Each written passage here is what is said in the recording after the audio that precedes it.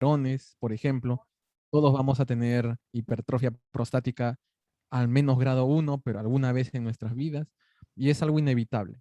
La columna vertebral es una serie de huesos que están unidos unos con otros mediante articulaciones que basan su estabilidad, su estructura en el acúmulo de agua por proteoglicanos dentro de un disco.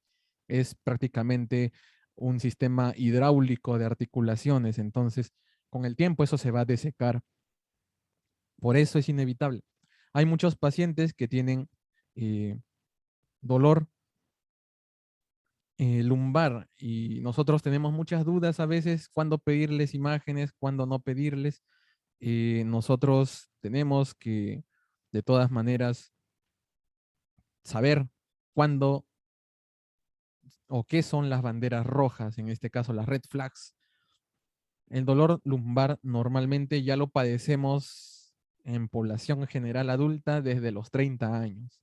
Poco a poco va aumentando su frecuencia conforme pasa la edad y es algo que muchas veces se asocia a mala postura, a, por ejemplo, traumatismos, etcétera, ¿no? Pero aunque usualmente tiene resolución, digamos, espontánea, entre comillas, a veces no. Por ejemplo, si es que nuestro paciente tiene una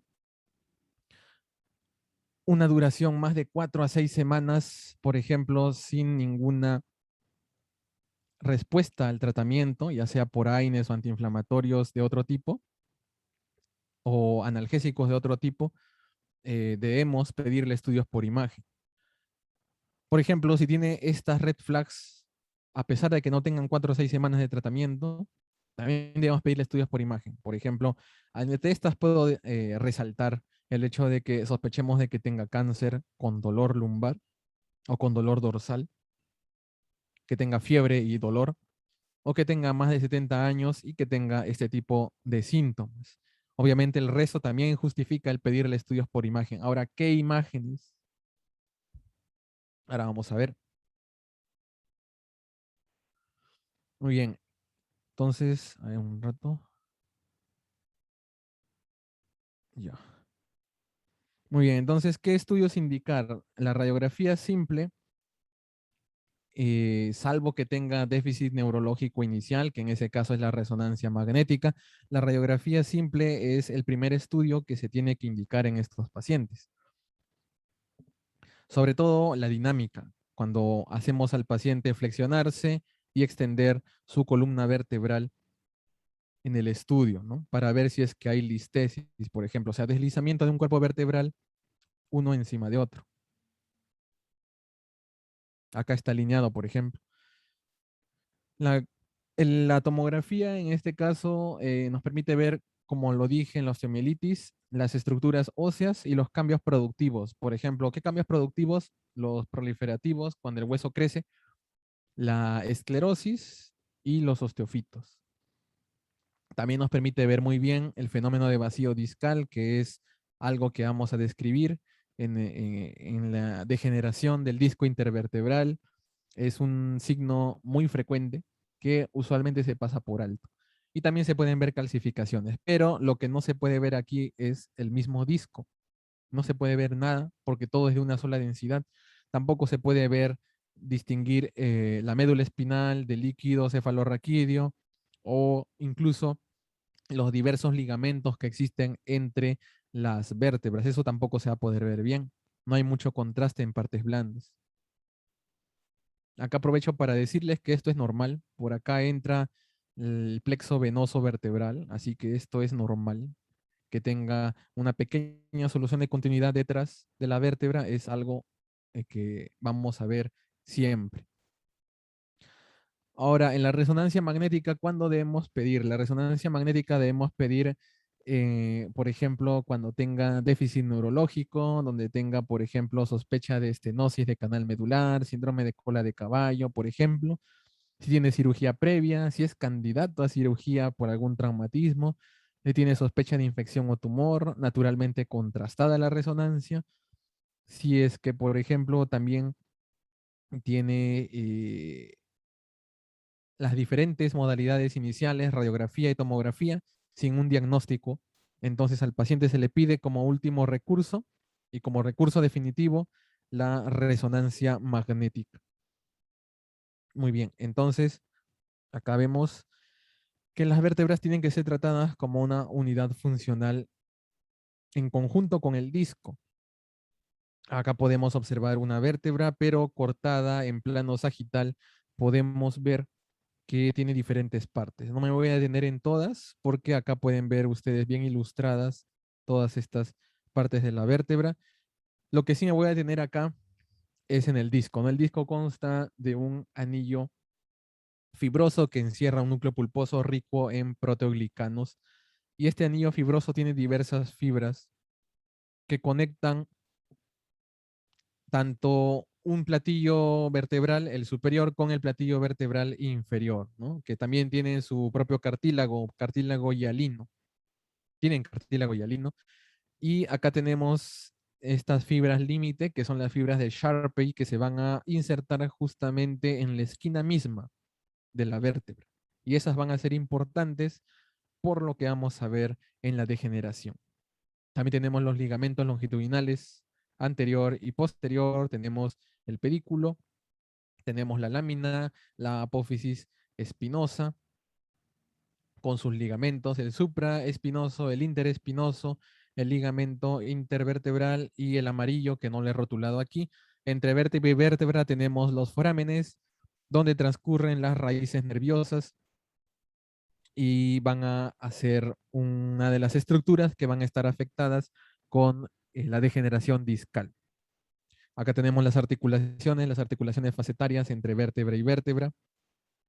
Siempre toda vértebra tiene dos arriba y dos abajo. Y todo esto constituye una unidad, o sea, la degeneración de la columna vertebral no solamente es disco, sino la degeneración de cualquiera de estos elementos. Hay que tener siempre en mente ello. Ahora, ¿cómo empieza todo? ¿Cómo empieza todo? Todo empieza con el disco. Todo empieza con el disco. ¿Por qué? Porque el disco primero se deshidrata, pierde altura poco a poco y el disco empieza a reducirse de tamaño con acercamiento de las dos vértebras. Empieza a haber un aumento de las fuerzas que soportan los platillos vertebrales. Se empiezan a romper las fibras del anillo fibroso, va a haber fisuras. Los platillos ya empiezan a mostrar esclerosis, mostrar cambios proliferativos. Y por último, estos cambios empiezan a manifestarse en forma de osteofitos más allá de la esclerosis. Puede haber hernias discales también, o sea, el núcleo pulposo puede terminar por salir en estas fisuras y las fuerzas que se transmiten en la columna pueden dar lugar también a cambios degenerativos en las articulaciones facetarias, también en los ligamentos que están alrededor, ligamentos amarillos, por ejemplo, que son una de las estructuras más afectadas.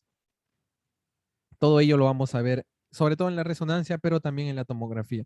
Acá podemos observar, miren este disco, compárenlo con este de acá, incluso este ya está un poco degenerado, la degeneración se ve más en T2 en T2 o en STIR. En T2 sobre todo, que es lo más clásico que se usa en la columna vertebral. Acá podemos ver que hay una hiperintensidad. Usualmente el disco completamente hidratado es totalmente hiperintenso. Acá vemos un disco todo negro, todo hipointenso, deshidratado. Y acá vemos una rayita hiperintensa, una fisura discal, que es el inicio de la degeneración, ¿no? Obviamente ya el disco estaba deshidratado antes de la fisura. Acá vemos los cambios entre las articulaciones interapofisiarias, las cuales tienen irregularidad de sus superficies articulares y esclerosis también, igual que una articulación sinovial. Y acá podemos observar también cambios en los platillos vertebrales, irregularidad completa, disminución casi del espacio intervertebral y hernias discales posteriores, de sus diversos tipos, protrusión y extrusión.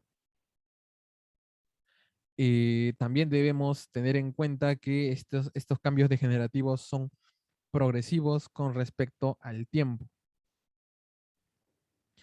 Y también debemos tener en cuenta que la degeneración no solamente es horizontal. ¿A qué me refiero? La degeneración horizontal es primero disco, luego vértebras y luego articulaciones apofisiarias, ¿no? De adelante hacia atrás. Degeneración segmentaria horizontal, porque va horizontalmente, ¿no? Desde el disco hacia atrás, en un solo nivel. Pero ojo que también la degeneración puede ser vertical adyacente, o sea, si una de las vértebras, de los espacios intervertebrales tiene un disco degenerado, las vértebras contiguas, los espacios intervertebrales adyacentes, probablemente en un futuro también se degenerarán. Entonces, los cambios del disco intervertebral son muy frecuentes de ver en pacientes adultos. Por ejemplo, acá vemos lo que les decía en el STIR. En el STIR observamos aquí que el contenido líquido de los discos está empezando a disminuir. Miren acá un disco normal, pero acá ya empieza a aparecer una línea hipointensa que se hace más gruesa, más notoria y que va a terminar por opacarse, ¿no? Todo el disco va a empezar a ponerse más hipointenso. Miren, a diferencia del T2, el STIR es mucho más sensible a los líquidos, por eso es que siempre se prefiere el STIR. Acá en columna no usamos densidad protónica tampoco. Y bueno, en el T1 no se va a notar casi nada. Como ustedes pueden observar, todo va a ser hipointenso. Y el hecho de que el líquido también lo sea junto con la médula espinal va a ocasionarnos que no podamos ver muy bien si hay protrusiones, hernias, etcétera. En cambio acá sí, porque el líquido es hiperintenso. ¿Se dan cuenta? Entonces las secuencias donde vemos más cosas es en T2 y en STIR. Naturalmente la médula ósea se va a ver mejor en T1. Muy bien, entonces la degeneración discal. La degeneración discal, como es lo primero que ocurre, vamos a verla de forma más detallada. La degeneración discal se basa en una clasificación que usamos los radiólogos para reportar, la clasificación de Firman, y que clasifica el disco de mayor integridad a menor integridad, menor hidratación. ¿Por qué? Porque los proteoglicanos que forman el disco, conforme pasa el tiempo, la edad, el sobreuso, etcétera, empiezan a disminuir y la presión del disco también disminuye porque no hay suficiente fuerza hidráulica, no hay agua que sostenga el peso de las dos vértebras, entonces va a empezar a disminuir cada vez más, primero de intensidad, luego de altura, hasta finalmente pinzarse y formar los famosos cambios Modic que también vamos a ver dentro de un momento. Primero vamos a enfocarnos en el disco. Debido a esta degeneración, a esta deshidratación discal, que nosotros vamos a llamar de ahora en adelante enfermedad degenerativa discal o degeneración discal propiamente dicha, eh, debido a esto va a haber cambios en las vértebras. Y estos cambios se pueden diferenciar en dos grandes grupos de características, la espondilosis deformante y la osteocondrosis intervertebral. Tal vez ustedes nunca han escuchado de esos términos, ahora les voy a explicar en qué consisten, porque solamente en las imágenes probablemente no basten. Usualmente la osteocondrosis, que es esta de acá, tenemos disminución de la altura del disco intervertebral, tenemos esclerosis de casi toda la plataforma, irregularidad. Podemos tener osteofitos también, pero los osteofitos más grandes van a ser en caso de la espondilosis más notorios. Y en este caso no va a tener pinzamiento discal. El disco en la espondilosis deformante usualmente está más o menos conservado en el núcleo pulposo. En cambio acá no, acá está completamente seco. Ahora vamos a ver con más detalle la osteocondrosis intervertebral primero. La osteocondrosis intervertebral es una de las dos grandes grupos de manifestaciones de la enfermedad discal degenerativa. ¿Qué pasa aquí? Miren, el disco usualmente tiene que ser íntegro, ¿no? Pero acá, miren acá en esta pieza anatómica, vértebra, vértebra y disco, miren lo que le pasa al disco. Cuando está deshidratado, el disco se retrae y empieza a formar fisuras, fisuras que naturalmente no son vacíos, sino que tienen que llenarse con algo. ¿Con qué se llena? Bueno, la presión negativa extrae nitrógeno que usualmente está disuelto en los tejidos adyacentes. Entonces, la mayoría de estos espacios vacíos va a llenarse con nitrógeno.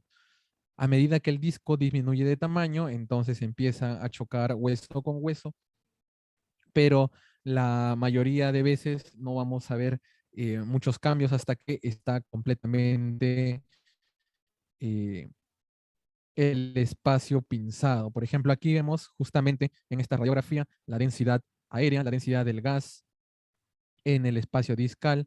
Vemos también la esclerosis de los platillos vertebrales, que es característico de la osteocondrosis intervertebral, la irregularidad, que también es frecuente, pero ojo aquí, que aunque esté irregular, uno puede delimitar fácilmente la plataforma de la vértebra, ¿no? Puedes decir, allá el límite del hueso es este. Muy bien. Entre hueso y hueso hay fenómeno de vacío discal. ¿Por qué? Por osteocondrosis. Entonces, la osteocondrosis es sinónimo de fenómeno de vacío discal. Fenómeno de vacío discal es sinónimo de deshidratación, pinzamiento del espacio intervertebral y esclerosis de las plataformas vertebrales de los platillos, que también algunos llaman burneación. Muy bien. Ahora, ¿en qué se diferencia esto de una discitis infecciosa? ¿Qué se diferencia? Miren, acá tenemos una discitis infecciosa. Miren la diferencia. En la discitis infecciosa no vamos a ver fenómeno de vacío. Miren acá, no hay nada de gas. Ciertamente hay gérmenes que ocasionan gas en la discitis, pero es muy raro de ver. Y otra cosa más es que en la discitis ocasiona destrucción del hueso de tal forma que hay mucha irregularidad, no se puede seguir el límite del hueso, no podemos decir dónde termina y tiene un aspecto como de brocha, si se dan cuenta, es como un pincel, una brocha, ¿no? Tiene rayitas, es irregular. Eso no lo vemos acá. Acá se puede delimitar bien. Entonces, esa es una diferencia entre la osteocondrosis intervertebral y, por ejemplo, una discitis. La osteocondrosis también se le llama disco cicatricial. Antiguamente se le llamaba así. ¿Por qué? Porque el disco se retrae como si fuera una cicatriz. O al menos ese es el símil. ¿Dónde podemos observar también fenómeno de vacío sin que sea osteocondrosis? Eso sería un importante diagnóstico diferencial. Por ejemplo, en pacientes que tienen un colapso vertebral notorio. Miren, este cuerpo vertebral está hecho una lámina, está colapsadísimo y el disco está naturalmente ocupando la mayor parte del espacio. Pero miren aquí, hay fenómeno de vacío discal.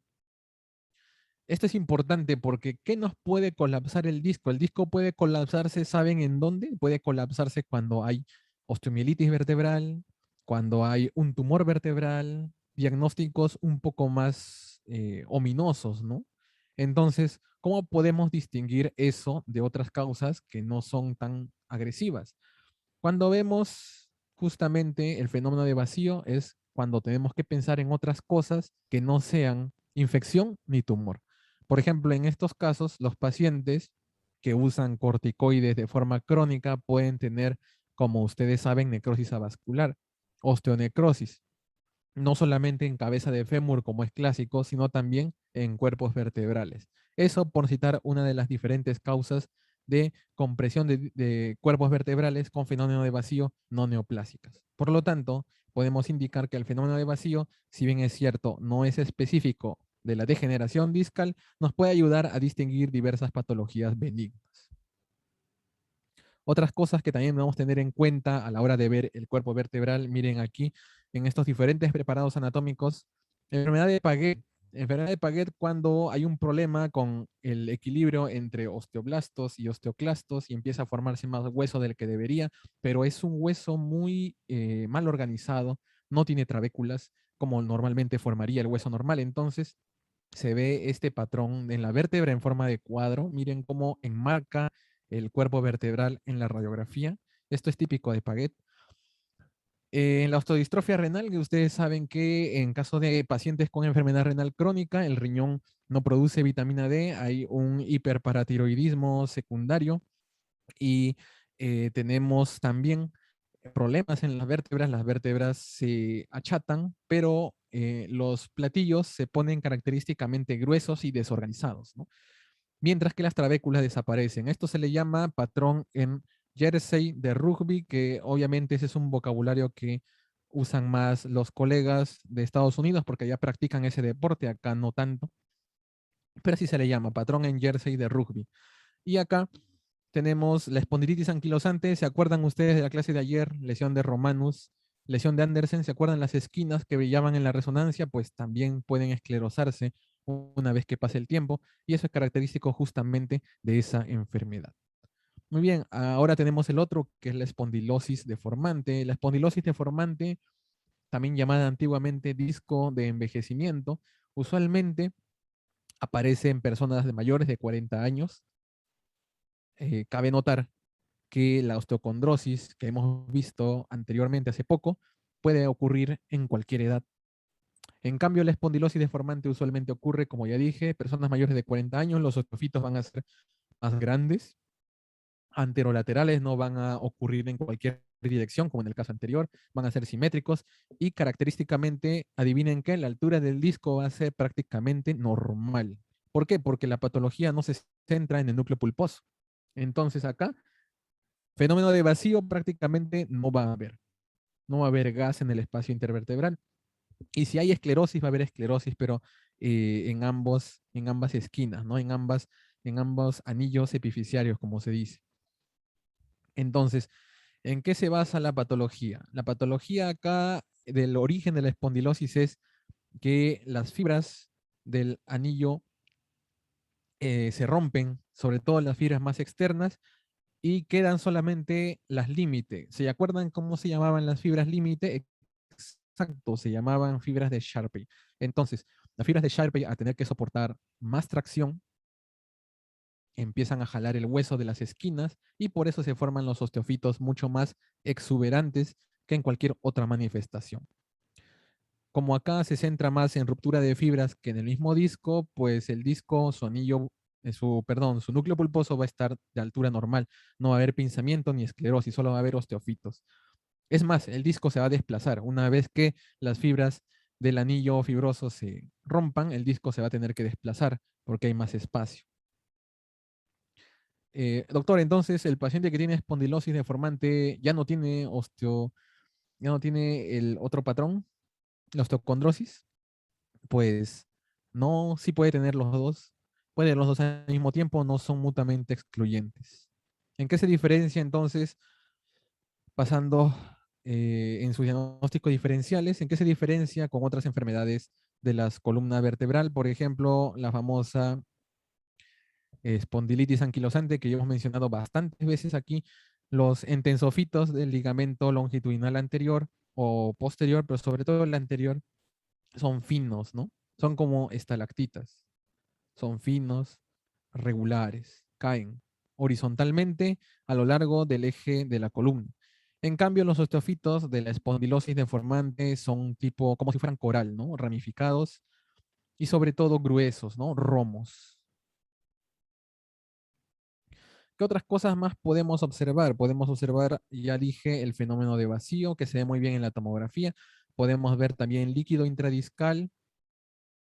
Uno podría decir, ah, ya, este disco está normal porque está hidratado. No, no es así, porque este disco, si se dan cuenta, está en medio de otros discos que están bien deshidratados. Entonces, por lo tanto, esto no puede ser normal. Esto es líquido intradiscal, una discitis por compresión, ¿no? Una discitis mecánica. Acá va a haber también calcificaciones intradiscales, usualmente están en el anillo fibroso. Y acá tenemos los diferentes tipos de fisura, ¿no? La fisura concéntrica, la fisura transversa y la fisura radial, que solo se pueden ver, ojo, solo se pueden ver por resonancia magnética. Esos son rupturas de las fibras del anillo que permiten al núcleo pulposo escapar y formar una futura hernia. Ahora, en cuanto a los desplazamientos discales, tenemos diversas nomenclaturas que usamos normalmente en nuestros reportes.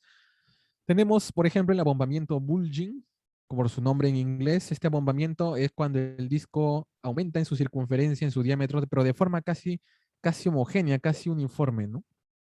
No de un modo deforme como en una hernia, sino todo el diámetro aumenta, o al menos más de 25%.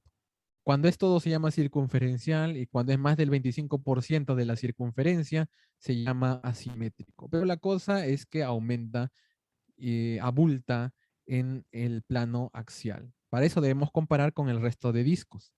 Y en el plano sagital podemos incluso ir más allá porque hay dos tipos también de desplazamientos por abombamiento. Uno es cuando el núcleo pulposo está casi normal y empieza a aumentar, empieza a hacerse un poco más grande porque las fibras empiezan a hacerse más delgadas, empiezan a romperse. Esto es abombamiento discal. Y hay otro tipo de abombamiento cuando el disco ya está prácticamente hipointenso y hay un poco de pinzamiento aquí. Esto es ya del tipo anular. Es prácticamente algo que solo distinguimos en la imagen y es para que ilustren la forma en que la resonancia nos ayuda a caracterizar muy bien ese tipo de desplazamientos. Ahora, siguiendo con los desplazamientos discales, acá vemos que los cambios han sido en toda la circunferencia o en más de un 25%. En cambio acá van a ser cambios en menos de un 25%. Entonces, ¿qué podemos observar aquí? Las famosas hernias. La protrusión, donde la base es ancha y el largo anteroposterior o en la zona donde esté es más corto. Y la extrusión, donde al revés la base es delgada y el diámetro anteroposterior es más grande. Luego vamos a ver cuando esto baja mucho más, sobresale mucho más hasta bajar, por ejemplo, en este caso, a esto se le llama, a esto se le llama migración. ¿Por qué? Porque no se queda en el espacio intervertebral, sino migra hacia la vértebra adyacente, ¿no? Puede irse para abajo o puede irse para arriba. Pero como ustedes pueden observar aquí, va a comprimir las fibras de las raíces nerviosas que están en el canal medular. Se ve muy bien acá, miren cómo está saliendo, incluso hasta alcanzar el espacio discal inferior. Es una migración grande. Y si es que este pedazo se rompe y se hace independiente, ¿cómo se llama? Se llama secuestro. Igual que el del hueso, no, porque este es un secuestro que no es infeccioso. Este es un secuestro de un pedazo del núcleo pulposo que sale flotando dentro, incluso dentro del espacio, pero usualmente es que obviamente no entre al canal medular per se intradural, sino que se queda en el espacio epidural, ¿no? Se queda flotando y se llena de tejido inflamatorio también que va a realzar. Acá vemos otra imagen que nos ilustra mejor lo que es la naturaleza de los desplazamientos discales del tipo hernio. Y las localizaciones, como ustedes pueden ver, la resonancia magnética es un elemento muy útil porque nos permite caracterizar mucho mejor, más que cualquier otra técnica de imagen, estos desplazamientos de degeneración discal. Esto es solamente para que se den cuenta qué tan específico, qué tan minucioso es el trabajo de un radiólogo en sus informes. Tenemos que caracterizar esto y también esto de aquí, su localización sagital, si es que es la hernia infrapedicular, si es que está a la altura del pedículo, si es que está encima del pedículo o si es que está en el espacio discal. Estas cosas también se tienen que ver en la resonancia magnética. Otras cosas también, para finalizar con las manifestaciones discales, son los nódulos de Schmorl. Los nódulos de Schmorl, en vez de, son hernias discales que en vez de salir a través del espacio intervertebral, pues salen hacia la misma plataforma vertebral y forman estas concavidades, ¿no? Estas concavidades que pueden tener también cambios inflamatorios alrededor. Ya ustedes pueden haber visto lo mismo en la clase pasada, la de ayer, con las manifestaciones de la espondilitis anquilosante, que también pueden a veces confundirse con esto. Y también puede haber irregularidad en los platillos vertebrales.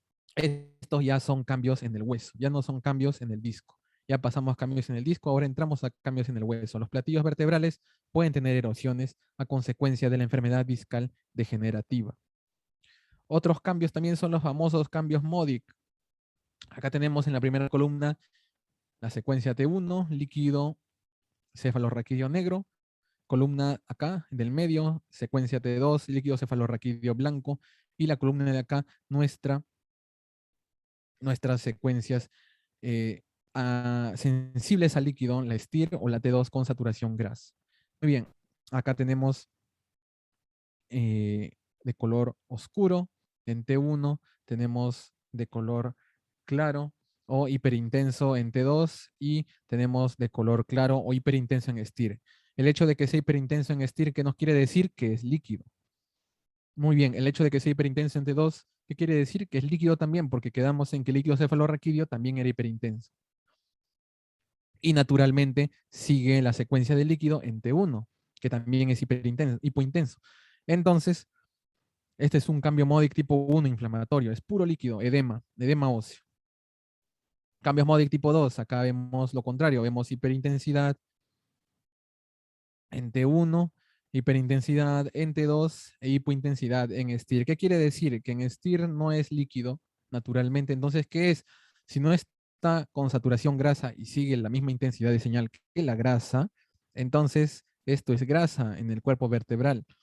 ¿Qué cambio MODIC es? Tipo 2. ¿Por qué? Porque el líquido del edema se reemplaza por grasa. Y finalmente, cuando vemos hipointensidad en todas las secuencias, esto quiere decir que es hueso, ¿no es cierto? Entonces, el hueso, la esclerosis, es el último cambio MODIC. El tipo de esclerosis, que es el tipo 3. Entonces, esta es una secuencia que sigue en la enfermedad discal degenerativa en los cuerpos vertebrales.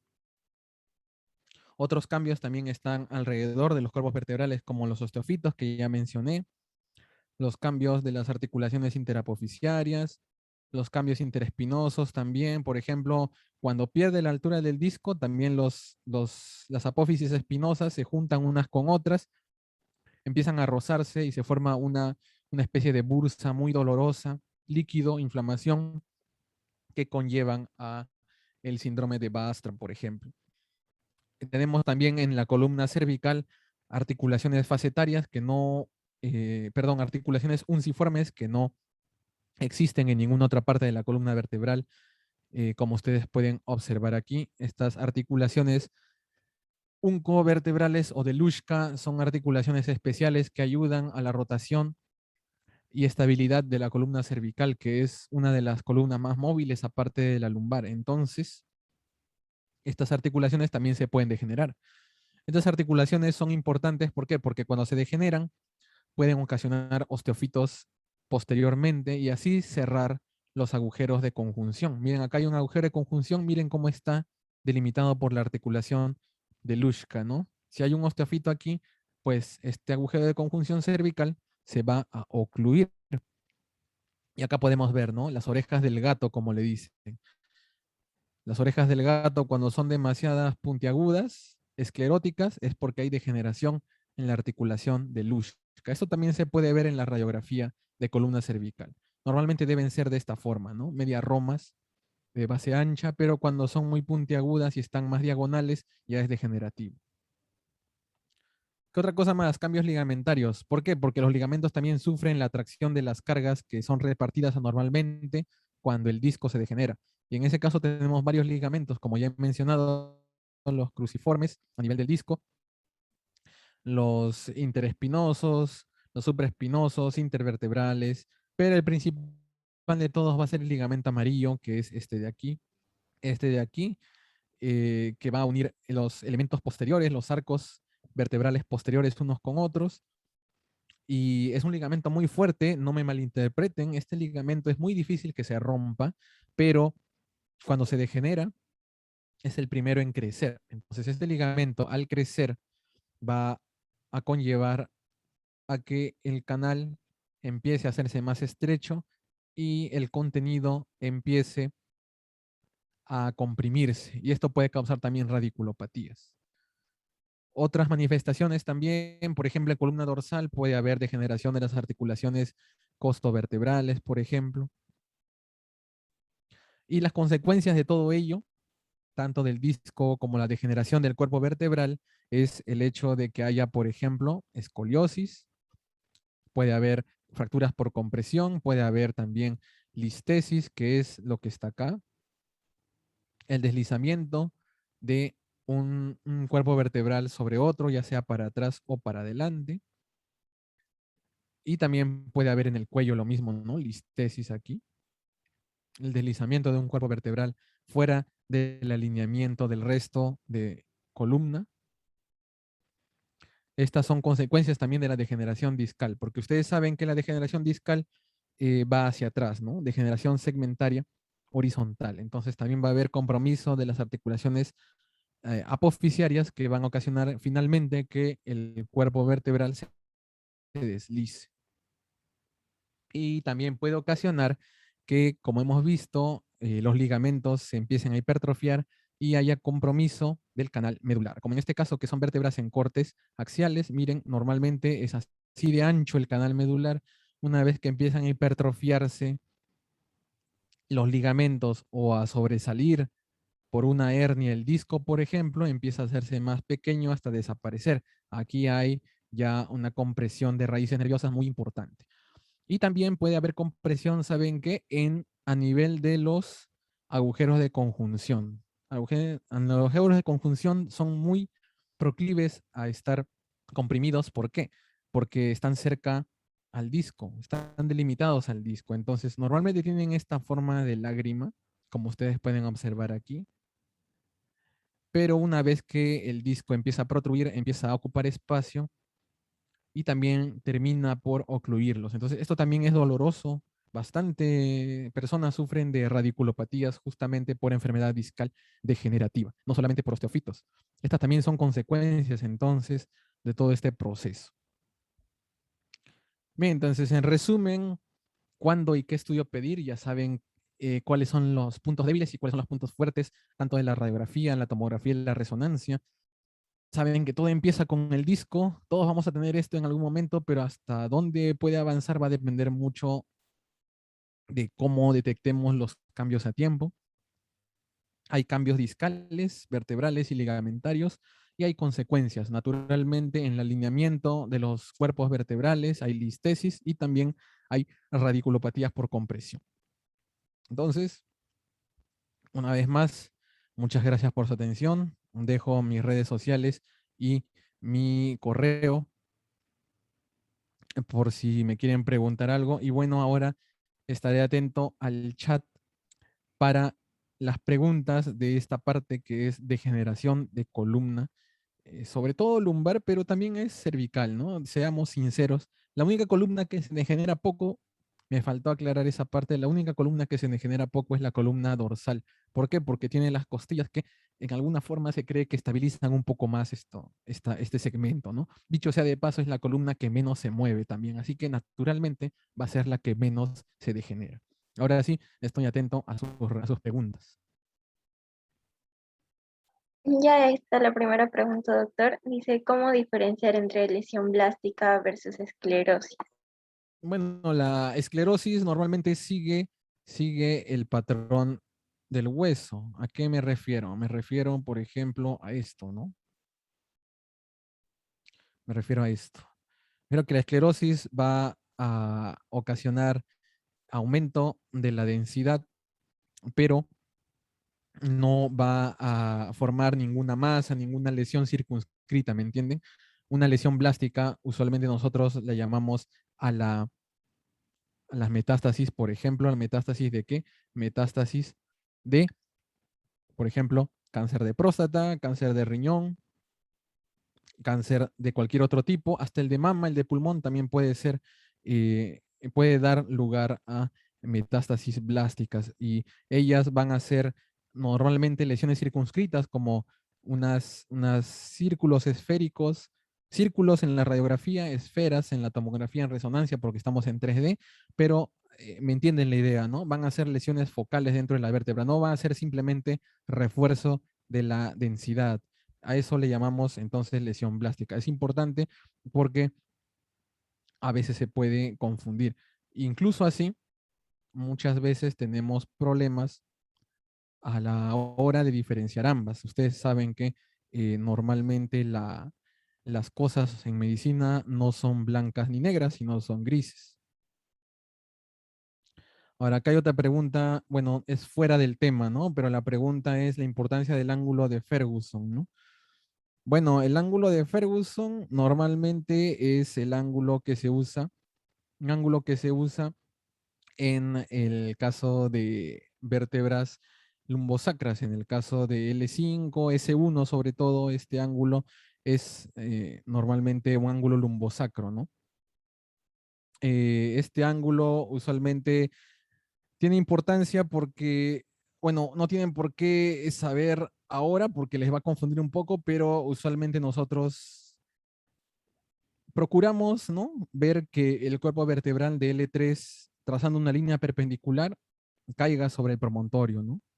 Esta es una columna donde ocurre eso, la columna no tiene sobrecarga. Ahora, cuando, por ejemplo, el cuerpo vertebral del E3 esté por delante del promontorio, quiere decir que tiene bastante inclinación y usualmente vamos a ver una inestabilidad ahí. Para eso sirve. Sirve para cuantificar, para ver algunos parámetros de inestabilidad. Eso se utiliza más a nivel de promontorio sacro, ¿no? Entonces, es más ortopedia que otra cosa. Usualmente puede darse, por ejemplo, en personas que han nacido con el promontorio muy prominente, en personas de ciertas etnias que son propensas a sufrir de listesis.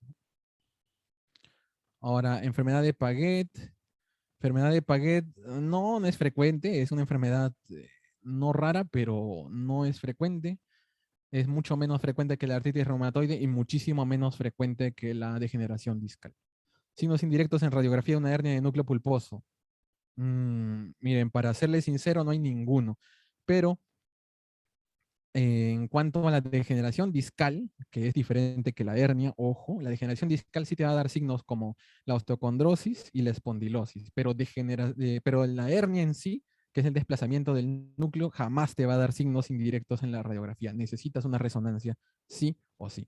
La diferencia entre lesión blástica y lítica, la diferencia es que la lesión blástica va a ser hiperdensa, de color blanco, en la radiografía o en la tomografía y de densidad de partes blandas o radiolúcida, respectivamente, la lítica, ¿no? Va a depender mucho del tipo de patología que le esté causando.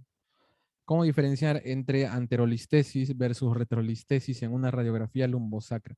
Bueno, la anterolistesis es cuando el cuerpo vertebral que está superior a la referencia que estamos usando se desliza hacia adelante. Y la retrolistesis es cuando se desliza hacia atrás. Por ejemplo, acá vemos una retrolistesis, ¿no? Miren, L5 está para detrás de ese 1, ¿no? Se ha deslizado hacia atrás. Esto es una retrolistesis. Si estuviera deslizado para adelante, sería una anterolistesis. Y debemos tener en cuenta también el grado de desplazamiento, ¿no? Que es característico, ¿no? Si dividimos en 4 cuartos y vemos cuántos cuartos se ha desplazado y así lo podemos graduar, ¿no?